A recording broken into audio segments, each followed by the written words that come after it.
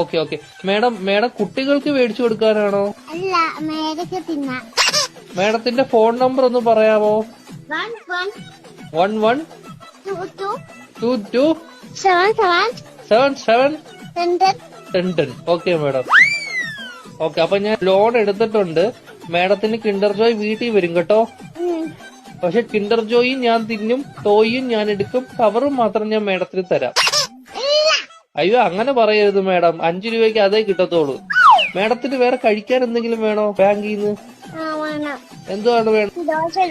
ഏത് ദോശയാ വേണ്ടത് മേഡത്തിന്? ഷഫുള്ളാന്ന് പറഞ്ഞ ദോശ ഇല്ല മേഡം.